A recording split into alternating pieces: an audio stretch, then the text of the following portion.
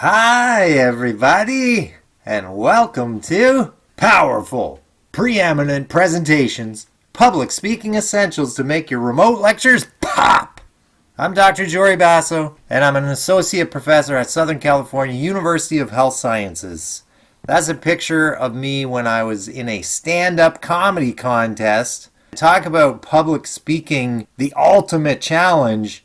Stand-up comedy is where it's at. Quick bio.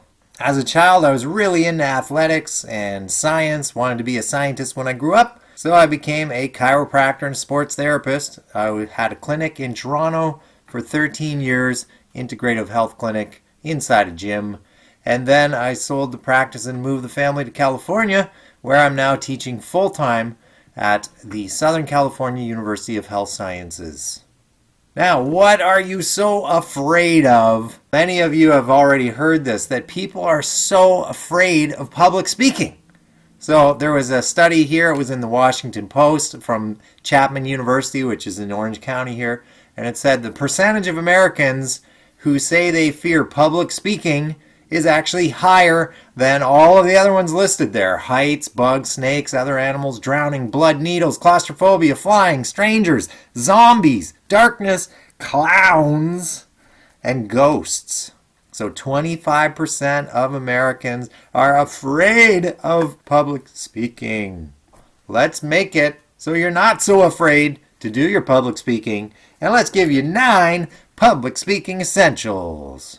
Number 1, familiarity. You will be less anxious if you are in a familiar setting. So what does that mean? There's a couple factors here. 1, whatever you're presenting on, you better be familiar with, right? You don't want to be talking about something that you're not confident in. Someone asks you a question, you're going to be really scared.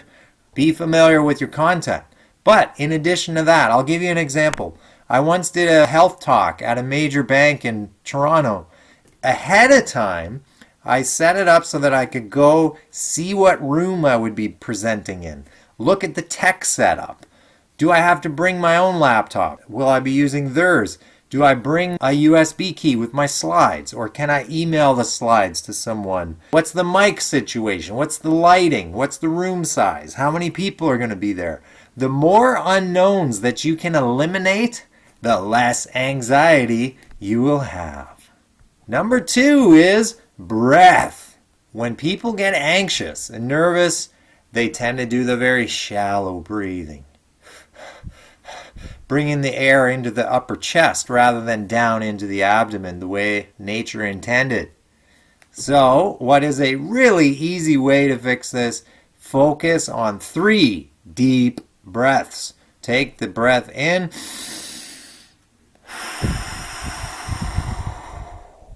and immediately I feel more relaxed. Try that at home.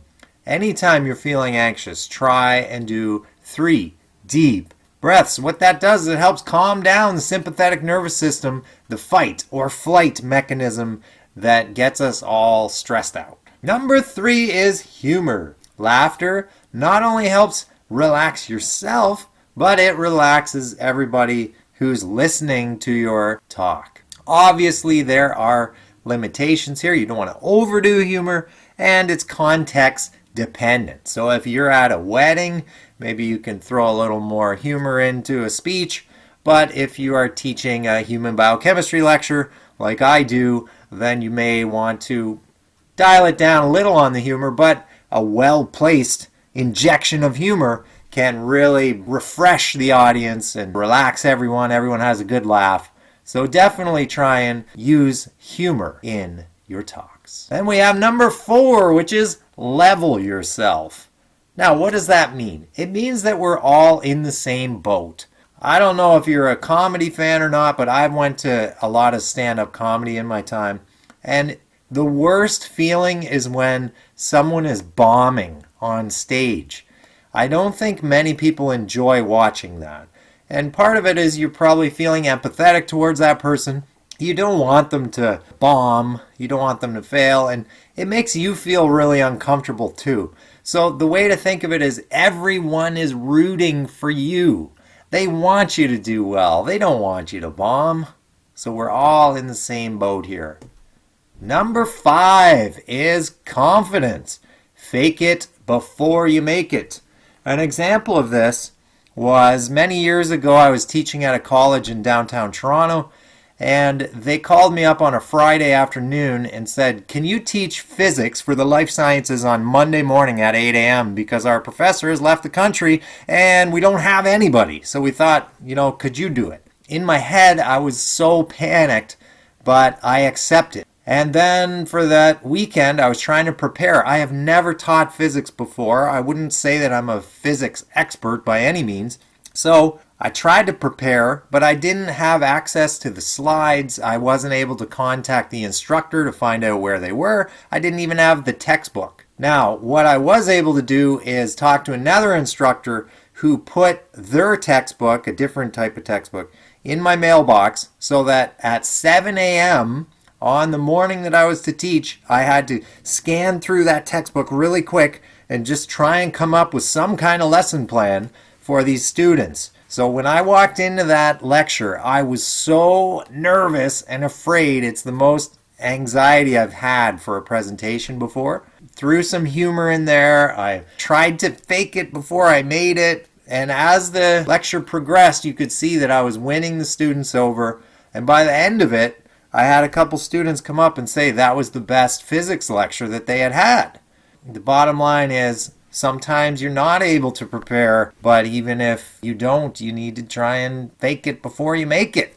Number 6 is filler words. Everybody has their own filler words, and it's almost impossible to not use any. So you'll hear even some of the best speakers will use the occasional ah or.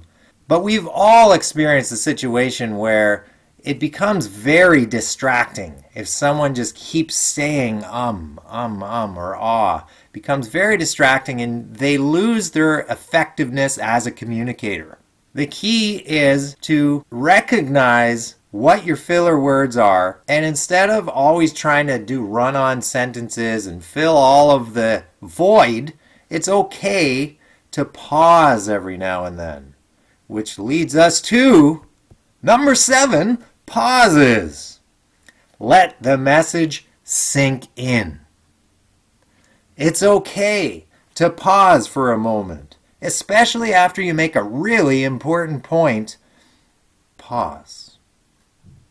When you pause, it lets the audience replay back in their head what you just said. It's a good way to really emphasize important points. So embrace the silence.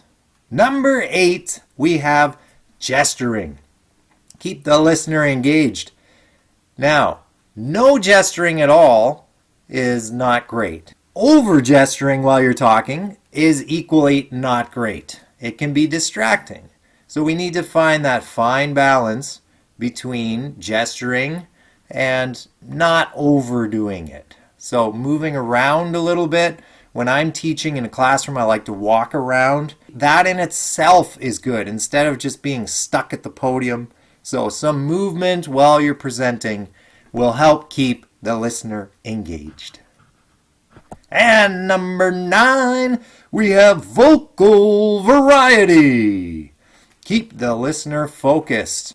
Some of you have had lectures before with monotone professors that talk like this and it makes you fall asleep. Instead of that, use vocal variety. You should be going up and down throughout your speech, and that will keep the listener engaged. Next time you watch news broadcasters, watch for their vocal variety. They're going up and down. It keeps you interested. Don't be monotone. I used to be really monotone, and I've had to really work on that over the years. Now, hopefully those 9 public speaking essentials will help you out, but here are 2 activities that I want you to do when you're finished with this presentation, and this is going to help you become a better presenter. So, reflection. Activity number 1 is watch yourself speaking. If you have a video recording of yourself, watch and observe the usage of these 9 public speaking essentials. Or if you don't have a video recording, use your phone and record yourself for 5 minutes speaking about a topic you're passionate about. Watch and observe the usage of these 9 public speaking essentials and then figure out what are your strengths and what could you improve upon. We can all improve, including myself. I'm still looking to improve my public speaking abilities. And I forgot to mention, I was in Toastmasters International, which is a public speaking club, for a couple years too. And I highly recommend that if you're wanting to become a better communicator. Toastmasters International is a good way to do it. And the final reflection activity for you is to record yourself speaking. So you can open up the voice memo app on your phone, and I will give you a topic for you to talk about for exactly 1 minute. As soon as I give you the topic, start recording and start talking without even thinking about it until you reach 1 minute. When my presentation is done, you grab your pen and paper, listen to your recording, and write down all of your filler words, your ahs, your ums, etc. Everyone has different filler words. Some people make weird noises like in between. Count them up, and if you're less than 10, you're in good shape. More than 10, definitely room for improvement. Thanks for hanging with me. You can find more information at HybridDrJ.com or check out my YouTube channel at youtube.com/user HybridDrJ. Have a wonderful day. Bye.